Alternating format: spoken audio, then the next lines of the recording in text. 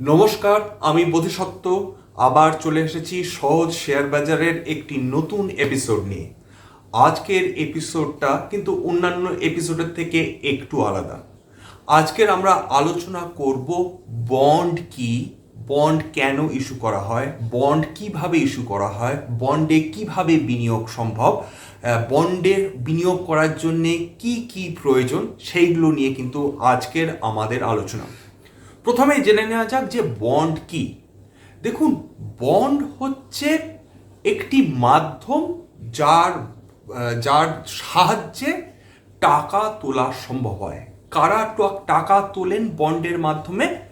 Bond এর মাধ্যমে সরকার টাকা তুলতে পারেন, অর্থাৎ রাজ্য সরকার টাকা তুলতে পারেন, কেন্দ্রীয় সরকার টাকা তুলতে পারেন, কর্পোরেট অর্থাৎ বড় বড় কোম্পানি তারা টাকা তুলতে পারে, কোনো মিউনিসিপ্যালিটি তারা টাকা তুলতে পারেন, অর্থাৎ বিভিন্ন ইনস্টিটিউশনস তারা টাকা তুলতে পারেন বাজার থেকে। এবার প্রশ্ন হচ্ছে যে কর্পোরেটসরা কেন বন্ড ইস্যু করবে, অর্থাৎ কেন পাবলিকের কাছ থেকে টাকা চাইবে, বা সরকার কেন পাবলিকের কাছ থেকে টাকা তুলবেন বন্ডের মাধ্যমে। দেখুন, কর্পোরেট সেকশন মানে যদি কর্পোরেটদের কথায় আসি, সেক্ষেত্রে বাজার থেকে নানাভাবে টাকা তোলা সম্ভব। এক হচ্ছে ব্যাংকের কাছ থেকে ঋণ নেওয়া, দু নম্বর হচ্ছে ইনিশিয়াল পাবলিক অফারিং আইপিও অথবা ফলো অন পাবলিক অফার, তার মাধ্যমে টাকা তোলা সম্ভব। এবং তৃতীয় আরেকটি পন্থা, সেই পন্থা হলো বন্ড, অর্থাৎ পাবলিককে আমি বন্ড অফার করছি, মানে পাবলিকের কাছ থেকে আমি টাকা ধার চাইছি, যার বিনিময়ে আমি প্রতি মাসে অথবা একেবারে বন্ডের জীবনকালের শেষে আমি সেই টাকাটা তাকে অফার করতে পারি, অর্থাৎ কোম্পানি সেই টাকাটা পাবলিককে অফার করতে পারে। এইটা হচ্ছে বন্ড বন্ড ইস্যু করার কারণ। আমি ধীরে ধীরে আজকে বোঝাবার চেষ্টা করব। যদি বুঝতে অসুবিধা হয় অবশ্যই কমেন্ট সেকশনে জানাবেন। দেখুন, আমাদের উদ্দেশ্যই হচ্ছে এইটা যে আমরা আস্তে আস্তে শিখবো, ধৈর্য ধরে শিখবো, আনন্দ করে শিখবো, এতে লজ্জা পাওয়ার কিছু নেই। সবাই সব কিছু জানতে পারেন না, সেই জন্যই উদ্দেশ্যটা হচ্ছে আস্তে আস্তে একটু একটু করে জানা। যাই হোক, চলে এসছি যে বন্ড কোথা থেকে কেনা যায়। বন্ড দেখুন দুভাবে কেনা যায়। একটা হচ্ছে এক্সচেঞ্জ ট্রেডেড বন্ড, অর্থাৎ যেরকম শেয়ার মার্কেটে শেয়ার কেনা বেচা হয়, ঠিক সেইভাবেই কিন্তু বন্ডের কেনা বেচা হয় যখন যেসব বন্ড লিস্টেড রয়েছে স্টক এক্সচেঞ্জগুলোতে, ন্যাশনাল স্টক এক্সচেঞ্জ এনএসসি বা বোম্বে স্টক এক্সচেঞ্জ বিএসসিতে, অথবা যে বন্ডগুলো স্টক এক্সচেঞ্জে লিস্টেড নয় সেগুলোকে বলা হয় over the counter traded bond. এবং মজার ব্যাপার হচ্ছে যে ভারতবর্ষের মাত্র হয়তো 1% বন্ড যেগুলো ট্রেড হয় সেগুলো এক্সচেঞ্জে লিস্টেড রয়েছে, বাকি 99% বন্ড কিন্তু ওভার দ্য কাউন্টার বন্ড হয়। এবং আরেকটা জিনিস মাথায় রাখতে হবে যে আমেরিকা এবং চায়নার যে বন্ড মার্কেট, অর্থাৎ যে কোনো ডেভেলপড কান্ট্রি বা ডেভেলপড দেশ, উন্নত দেশের বন্ড মার্কেট কিন্তু তাদের শেয়ার মার্কেটের থেকে বড় হয়। ভারতবর্ষের ক্ষেত্রে কিন্তু বন্ড মার্কেট অত্যন্ত একটা ছোট মার্কেট, কারণ ভারতবর্ষে শেয়ার মার্কেট ডেভেলপ করছে, বন্ড মার্কেটকে ডেভেলপ করার জন্য এখনও বেশ কিছুটা সময় লাগবে এই বন্ড মার্কেটটা ডেভেলপ করার জন্য। যাই হোক, আমরা আসি যে একজন মানুষের জন্য বন্ড, মানুষ কেন বন্ডে বিনিয়োগ করতে চান বা করেন। প্রথম কথা হচ্ছে যে দেখুন, যদি ফিক্সড ডিপোজিট থেকে কেউ বেশি রিটার্ন চান, সেক্ষেত্রে বন্ড কিন্তু তাকে সেই ফ্লেক্সিবিলিটিটা দেয়। এবং শেয়ার মার্কেটের মতন রিস্কি নয়, বন্ড মার্কেটেও যথেষ্ট রিস্ক রয়েছে, সেই রিস্ক নিয়ে আমরা কথা বলবো, কিন্তু শেয়ার মার্কেটের মতন ভোলেটিলিটি তার নেই, শেয়ার মার্কেটের মতন কিন্তু রিস্ক তার নেই। এইটা সেই জন্যে বন্ডকে বলা হয় যে মডারেট রিস্ক, অর্থাৎ ফিক্সড ডিপোজিট থেকে বেটার রিটার্ন এবং শেয়ার মার্কেট থেকে অপেক্ষাকৃত কম রিটার্ন, কিন্তু কম রিস্কি শেয়ার মার্কেট থেকে, সেই জন্য এটাকে বলা হয় যে, এবং অফকোর্স ফিক্সড ডিপোজিট থেকে একটু বেশি রিস্ক রয়েছে, সেই জন্য এটাকে বলা হয় মডারেট রিস্ক। এবার এই যে বন্ড ওভার দ্য কাউন্টার নিয়ে আলোচনা হবো, এবার যেটা বলবো সেটা হচ্ছে যে দেখুন, বন্ড দুভাবে কেনা যায়। এক, আমি যেটা বললাম, যেটা ওভার দ্য কাউন্টার অথবা এক্সচেঞ্জে যে ট্রেড বন্ডগুলো ট্রেড করা হয়, কেনা বেচা চলে সেরকমভাবে, অথবা আপনার ডেট মিউচুয়াল ফান্ডস মাধ্যমে বন্ড ফান্ডস যেগুলো রয়েছে তার মাধ্যমেও কিন্তু বন্ড কেনা যেতে পারে। সেক্ষেত্রে আমরা এক ঝুড়ি বন্ড কিনবো এবং তারও একজন কিন্তু বন্ড এই যে ডেট ফান্ড ম্যানেজার থাকবেন, যিনি আপনার হয়ে বিভিন্ন ফান্ডে বিনিয়োগ করবেন। এবার পঞ্চম যে পয়েন্টটা সেটা হচ্ছে যে এই যে ওভার দ্য কাউন্টার এই যে মার্কেটটা, এখানে কারা কারা বন্ড বিক্রি করতে চান দেখুন, এখানে বন্ড যারা সাধারণ পাবলিক অর্থাৎ জনসাধারণ যখন বন্ড কেনেন তারা কিন্তু তারা ওয়েট করেন টিল ম্যাচিওরিটি, সাধারণত করে থাকেন, কারণ তারা এক্সপেক্ট করেন যে তারা সম্পূর্ণ ইন্টারেস্টটা তারা বন্ড থেকে নিয়ে নেবেন, সেই জন্য তারা কিন্তু ওয়েট টিল ম্যাচিওরিটি এই পলিসিটা বা এই পদ্ধতিটা নিয়ে থাকেন। সেটা কিন্তু যারা বড় বড় ইনস্টিটিউশনস যেমন হচ্ছে mutual funds, pension funds, Hindu undivided family যাদের হাতে প্রচুর অর্থ রয়েছে, তারা কিন্তু চেষ্টা করে ওভার দ্য কাউন্টার কিন্তু বন্ড কেনা বা বিক্রি করা। সেই জন্য ওভার দ্য কাউন্টার বন্ড এদের কাছে ভীষণ প্রেফারেবল, যাদের নাম করলাম। তারপর 6 নম্বর হচ্ছে যে এবার বন্ডে কিভাবে বিনিয়োগ করতে হয়। দেখুন, বন্ডে বিনিয়োগ করার জন্য সেবির নিয়ম অনুযায়ী আপনাকে কিন্তু একটা ডিম্যাট অ্যাকাউন্ট খুলতেই হবে। আপনি ডিম্যাট অ্যাকাউন্ট খুললে তবে কিন্তু আপনি বন্ড কিনতে পারবেন এবং আপনার বন্ড থাকবে আপনার ডিম্যাট অ্যাকাউন্টে। এটা কিন্তু সবসময় মাথায় রাখতে হবে। অর্থাৎ আপনি যদি কোনোভাবে বন্ড কেনেন তাহলে আপনাকে প্রথম যে কাজ সেটা হচ্ছে ডিম্যাট অ্যাকাউন্ট খোলা, এবং তারপর আপনাকে কিন্তু যেটা দিতে হবে যে সেটা হচ্ছে আপনার CMR ক্লায়েন্ট মাস্টার রিপোর্ট। আপনি যখন আপনার যে ব্রোকিং হাউস থেকে আপনি আপনার ডিম্যাট অ্যাকাউন্ট খুলবেন, আপনি কিন্তু তাদের কাছ থেকে একটি ক্লায়েন্ট মাস্টার রিপোর্ট নিয়ে নিতে পারবেন। সেটা আপনার কাছে ইমেলে পৌঁছে যাবে যখন আপনি ওদের কাছে চাইবেন, সেইটা আপনাকে সাবমিট করতে হবে যখন আপনি বন্ড কিনবেন। সুতরাং এইটা মাথায় রাখতে হবে যে এই যে ক্লায়েন্ট মাস্টার রিপোর্ট, এটা কিন্তু 2 মাসের বেশি পুরনো হওয়া চলবে না। তারপর আরেকটা হচ্ছে যে কেন বন্ডে ইনভেস্ট করা। এই যে বললাম, 1 নম্বর হচ্ছে যে এটা ফিক্সড ডিপোজিটের থেকে বেশি রিটার্ন দেয়, 2 নম্বর হচ্ছে ট্যাক্স ফ্রি রিটার্ন অফার করে, 3 নম্বর হচ্ছে শর্ট টার্মের জন্য আপনি যদি বিনিয়োগ করতে চান, যেমন আল্ট্রা শর্ট টার্ম বন্ড, সেখানে আপনি শর্ট টার্মের জন্য বিনিয়োগ করতে পারেন। এটা 4 নম্বর হচ্ছে আপনাকে ক্যাপিটাল গেইন সেভ করার জন্যে এটা আপনাকে সাহায্য করে। 5 নম্বর হচ্ছে যারা ফিউচার্স অ্যান্ড অপশনসে ট্রেড করেন তাদের মার্জিন মানি লাগে। আপনি ইচ্ছে করলে বা যারা ইচ্ছে করেন তারা এই যে আপনার বন্ড যদি আপনার অ্যাকাউন্টে থাকে ডিম্যাট অ্যাকাউন্টে, সেটাকে প্লেজ করতে পারেন আপনার ফিউচার্স অ্যান্ড অপশনস মার্জিন পাওয়ার জন্য। আরেকটা কি, সেটা হচ্ছে যে যারা হিন্দু আনডিভাইডেড ফ্যামিলি তারা এই বন্ডে বিনিয়োগ করলে তাদের কিছু কিছু ক্ষেত্রে ট্যাক্স এক্সেম্পশন হয়, অর্থাৎ করে ছাড় পাওয়া যায়। এবার চলে আসি হচ্ছে সেফটি। এইটা কিন্তু খুব মন দিয়ে শুনবে। সাধারণত ক্রেডিট রেটিং এজেন্সি থাকে সারা বিশ্ব জুড়ে, যারা বিভিন্ন ফান্ডকে, বিভিন্ন বন্ডকে বিভিন্ন ধরনের ক্রেডিট দেন। যেরকম আমরা ছোটোবেলায় ক্লাসে ABCD গ্রেড পেতাম, এ সবচেয়ে ভালো, তো বি তার থেকে কিছুটা ভালো, সি অতটা ভালো নয়, ডি তো ভীষণ খারাপ, এরকমভাবে যেরকম গ্রেডিং হতো ঠিক সেইভাবে ক্রেডিট রেটিং এজেন্সিগুলো কাজ কিন্তু এই বন্ডগুলোকে রেটিং দেওয়া। সবচেয়ে ভালো রেটিং হচ্ছে AAA রেটিং, যেটা ইউজুয়ালি গভর্নমেন্ট ট্রেজারিজ সবচেয়ে সিকিউরড বন্ড যেটাকে বলা হয়, সেটা কিন্তু AAA রেটিং। AAA এর পর আসে AA রেটিং, সেটা ব্যালেন্সড রিস্ক রয়েছে, এবং তারপর এরকম করে আপনার কিন্তু বন্ডের রেটিং আস্তে আস্তে আস্তে নিচে নামতে থাকে। প্রেফারেবলি আমি যেটা বলে দিচ্ছি যে AAA রেটিং কিন্তু সবচেয়ে secured form of bond. Usually government সিকিউরিটিসগুলো মানে গভর্নমেন্ট বন্ডসগুলো কিন্তু সবচেয়ে সিকিউর হয়। তারপর চলে আসছি হচ্ছে যে আপনার এই সেফটি যেটা বললাম। এইবার মজার ব্যাপার যে এই এ বা এর নিচে কেন এই রেটিংটা কমে আসে, কারণ ব্যাপার হচ্ছে যে এটা দেখতে হবে যে কারা এই ধরনের বন্ড ইস্যু করছে। কর্পোরেট যেগুলো সাধারণত খেয়াল করে দেখবেন যে কর্পোরেট বন্ডসগুলো ইস্যু করা হয়, অর্থাৎ কোম্পানিগুলো বন্ডের মাধ্যমে টাকা তোলে, তারা যদি খুব বেশি বন্ড ইল্ড অফার করে, বন্ড ইল্ড মানে সোজা কথা হচ্ছে আমরা যেরকম ফিক্সড ডিপোজিটে যেরকম ইন্টারেস্ট পাই বা রেকারিং ডিপোজিটে যেরকম ইন্টারেস্ট পাই, সেরকম কোম্পানিগুলো একটা কুপন একটা একটা যেটাকে বলা হয় যে একটা ইন্টারেস্ট রেট বা কুপন রেট বা আপনার এই ইল্ড সেটা আপনাকে অফার করে। যদি কোম্পানি খুব বেশি ইল্ড অফার করে অর্থাৎ 11%, 10.5%, 10%, তাহলে বুঝতে হবে যে কোম্পানির টাকার প্রয়োজন রয়েছে এবং কোম্পানির কিন্তু রিস্কও রয়েছে ডিফল্ট করা। যত বেশি ইল্ড হবে তার মানে বোঝা যাবে কোম্পানি তত বেশি ডেসপারেট। যেগুলো সবচেয়ে সিকিওর হয় সেগুলোর রিটার্ন কিন্তু সবচেয়ে কম হয়, অর্থাৎ সেখানে টাকা মারা যাওয়ার কোনো ভয় নেই। কেন গভর্নমেন্ট কেন বন্ডগুলো সবচেয়ে সিকিওর কেন? কারণ গভর্নমেন্ট ইচ্ছা করলে এই টাকা ছাপিয়ে আপনার টাকা আপনাকে রিটার্ন করতে পারে, আপনার ক্যাপিটাল আপনাকে ফেরত দিয়ে দিতে পারেন।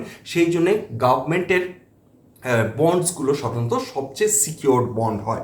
এবার চলে আসছি হচ্ছে কুপন রেটকে। এই যে বললাম যে আপনাকে যেরকম ইন্টারেস্ট অফার করা হয়, কুপন রেটও সেই অনেকটা সেই ধরনের ইন্টারেস্ট। অর্থাৎ সেটা যদি আমার ধরুন একটা 100 টাকা তো হয় না, মিনিমাম ধরুন 1000 টাকার আপনার রয়েছে ফেস ভ্যালু রয়েছে, আমি ফেস ভ্যালুটা একটু পরে আলোচনা করছি। তার উপর আমাকে ধরুন 10% রিটার্ন দেবে, অর্থাৎ আমাকে কিন্তু 1000 টাকায় 100 টাকা করে রিটার্ন দেবে, এরকম একটা প্রতিশ্রুতি দেওয়া হচ্ছে সেই বন্ডটা ইস্যু করার মাধ্যমে।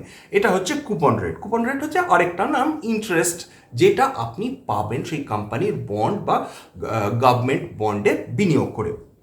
এবার চলে আসি হচ্ছে টিনিয়র কীরকম হয়। এবার টিনিয়র হচ্ছে যে আপনি যখন বন্ড কিনতে যাবেন, ওভার দ্য কাউন্টার হতে পারে, এক্সচেঞ্জ ট্রেডেড ফান্ড হতে পারে, সেগুলো বন্ড তো অলরেডি ট্রেড করা শুরু হচ্ছে, অলরেডি ট্রেডিং চলছে, প্রত্যেক দিন কেনা বেচা চলছে। দেখা যাবে যে একটা বন্ড ম্যাচিওর হতে হয়তো 1 বছর বাকি আছে, কিছু বন্ড হয়তো ম্যাচিওর হতে 2 বছর বাকি আছে, কোনোটা 3 বছর, কোনোটা 4 বছর। অর্থাৎ বিভিন্ন বন্ডের বিভিন্ন বয়স রয়েছে, সেইটাকে বলে টিনিয়র রিমেনিং। অর্থাৎ একটা বন্ড যত ম্যাচুরিটির কম মানে কাছাকাছি আসবে তার টিনিয়র সবচেয়ে কম। এইবার চলে আসছে হচ্ছে বন্ডের ফেস ভ্যালু। এটা খুব ইন্টারেস্টিং। ফেস ভ্যালু মানে হচ্ছে যে আপনি মোটামুটি কত টাকা বিনিয়োগ করছে। ধরুন একটা মিনিমাম ফেস ভ্যালু হচ্ছে 1000 টাকা, অর্থাৎ একটি বন্ডের দাম 1000 টাকা। কিন্তু এখানে একটা নিয়ম রয়েছে যে ইচ্ছা করলে আপনি একটা বন্ড কিনতে পারবেন না, আপনাকে লটে কিনতে হবে, অন্তত 5টা কিনতে হবে কি 10টা কিনতে হবে, সেটা কোম্পানির ইচ্ছা অনুযায়ী। যেরকম ফেস ভ্যালু 1000 টাকা হয়, ঠিক সেইভাবে বন্ডের কিন্তু 10 লক্ষ টাকাও ফেস ভ্যালু হয়, তার বেশিও ফেস ভ্যালু হয়। অর্থাৎ একটা বন্ড কিনলে আপনাকে মিনিমাম 10 লাখ টাকাও দিতে হতে পারে, যদি আপনার মনে হয় সেই বন্ডটি ভালো। সুতরাং ফেস ভ্যালু কিন্তু ভ্যারি করে 1000 টাকার থেকে কয়েক লক্ষ টাকা অবধি। এবার আরেকটা চলে আসি, আরেকটা পয়েন্ট, সেটা হচ্ছে সিনিয়রিটি অফ বন্ড। অর্থাৎ বন্ডের বয়স কত হলো। যেগুলোর বয়স সবচেয়ে বেশি সেগুলোকে বলে সিনিয়র বন্ড, এবং যেটার বয়স একটু কম মানে অন্যান্য সবচেয়ে বেশি মানে বয়স্ক বন্ডের থেকে, সেগুলোকে বলা হয় সাবঅর্ডিনেট বন্ড। এইবার আরেকটা কথা মাথায় রাখতে হবে, সেটা হচ্ছে কিছু বন্ড ধরুন 10 বছর তার ম্যাচুরিটি হতে 10 বছর, কিন্তু এর মধ্যে তাতে একটা অপশন দেওয়া হয়, সেটাকে বলে কল এমবেডেড। কল এমবেডেড মানে ইচ্ছা করলে 5 বছর পর আপনার যদি মনে হয় সেই বন্ডটা আপনি রাখতে চাইছেন না, বন্ডটা আপনি কোম্পানির কাছে বিনিয়োগ করে দিতে মানে বিক্রি করে দিতে চাইছেন, সেক্ষেত্রে আপনি সেই কল অপশন এক্সারসাইজ করতে পারেন। অর্থাৎ আপনি সেই কলটা আপনি কিন্তু কোম্পানির কাছে বিক্রি করে দিতে পারেন 5 বছর পর।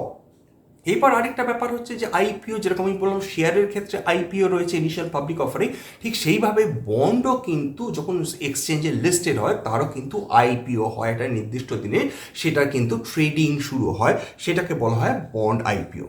এবার একটু ডিফারেন্ট বন্ডসের কথা আসি, কত ধরনের বন্ড হয়।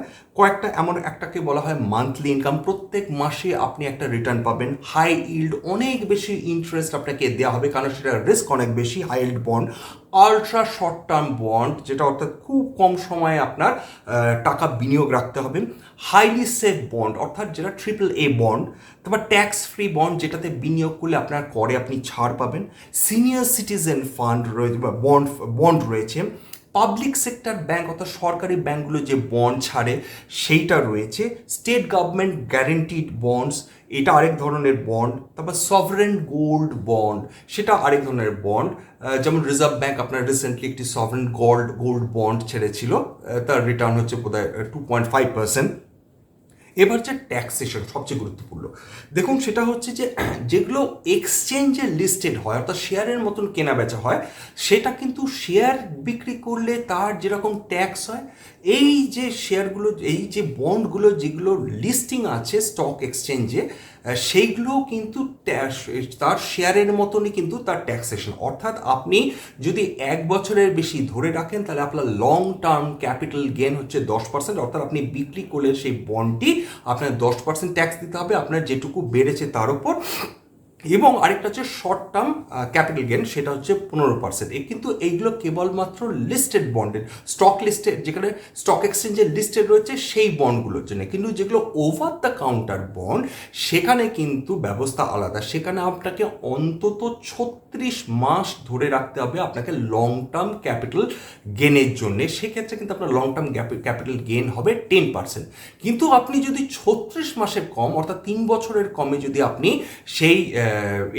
সেই বন্ডটা বিক্রি করে দেন আপনার ওভার দ্য কাউন্টারের ক্ষেত্রে, সেক্ষেত্রে কিন্তু আপনার যে ট্যাক্স হবে সেটা আপনার ট্যাক্স স্ল্যাব অনুযায়ী, অর্থাৎ আপনি কোন ট্যাক্স স্ল্যাবে পড়েন। আপনি যদি 10% ট্যাক্স স্ল্যাবে পড়েন তাহলে সেরকম, যদি 20% ট্যাক্স স্ল্যাবে পড়েন তাহলে তার সেরকম করে আপনার ট্যাক্সেশন হবে যদি আপনি 36 মাসের কমে আপনি ওভার দ্য কাউন্টার আপনি যদি বন্ড বিক্রি করেন। এরপর চলে আসি হচ্ছে আপনার রেগুলেটরকে। রেগুলেটর দুজন, একজন হচ্ছে রিজার্ভ ব্যাঙ্ক অফ ইন্ডিয়া এবং একজন হচ্ছে সেবি। সেবি সাধারণত কর্পোরেট যে বন্ডস এবং ডিবেঞ্চার্স তার উপর কন্ট্রোল রাখেন, এবং অফকোর্স রিজার্ভ ব্যাঙ্ক কিন্তু সার্বিকভাবে সমস্ত গোটা বন্ড মার্কেটের ওপর তাদের কিন্তু কন্ট্রোল রয়েছে বা রেগুলেশন রয়েছে। এবার চলে আসি হচ্ছে যে টিয়ার 1 বন্ড, টিয়ার 2 বন্ড কি। দেখুন, টিয়ার 1 বন্ড এবং টিয়ার 2 বন্ড সাধারণত ব্যাঙ্কগুলো ইস্যু করে এবং এগুলোকে খুব রিস্কি বন্ড হিসাবে ধরা হয়। কেননা যে ব্যাঙ্কগুলোর অবস্থা খুব খারাপ, যে ব্যাঙ্কগুলো উঠে যেতে পারে, সাধারণত সেই সব ব্যাঙ্ক যদি টিয়ার 1 টিয়ার 2 বন্ড ইস্যু করে, তারা যদি উঠে যায় সেক্ষেত্রে ইচ্ছা করলে তারা tier 1 bond tier 2 bond write off করে দিতে পারে। অর্থাৎ তারা কিন্তু বলতে পারে যে না, আমরা দেউলিয়া হয়ে গেছি, সুতরাং এইগুলো আমরা আর কিছু করতে পারি, এইগুলো আমরা কিন্তু ফেরত দিতে পারবো না বিনিয়োগকারীদের। সেই জন্য এটা কিন্তু হাই রিস্ক অ্যাসোসিয়েটেড এই টিয়ার 1 টিয়ার 2 বন্ডসগুলোর ক্ষেত্রে। আর 2-3টে পয়েন্ট আলোচনা করে শেষ করব। সেটা হচ্ছে যে আরও কয়েক ধরনের বন্ড রয়েছে, বিভিন্ন নাম আপনারা শুনে থাকবেন, যে জিরো কুপন বন্ড, সেগুলো আমি পরবর্তী অন্য কোনো ভিডিওতে আলোচনা করব। কলেবল বন্ডস, জাঙ্ক বন্ডস, মশলা বন্ডস, ডিসকাউন্ট বন্ডস, এরকম বিভিন্ন নাম শুনে থাকবেন। এই ভিডিওর আমরা আজকের আলোচনা করতে পারছি না।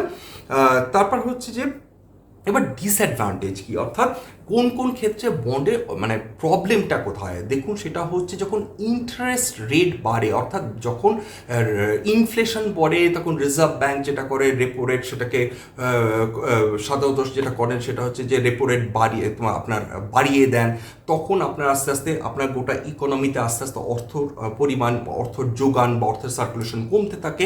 সেই সময় কিন্তু বন্ডগুলো ভীষণ এফেক্টেড হয়। অর্থাৎ ইন্টারেস্ট রেট বাড়লে বন্ড মার্কেটের অবস্থা খারাপ হয়ে যায়।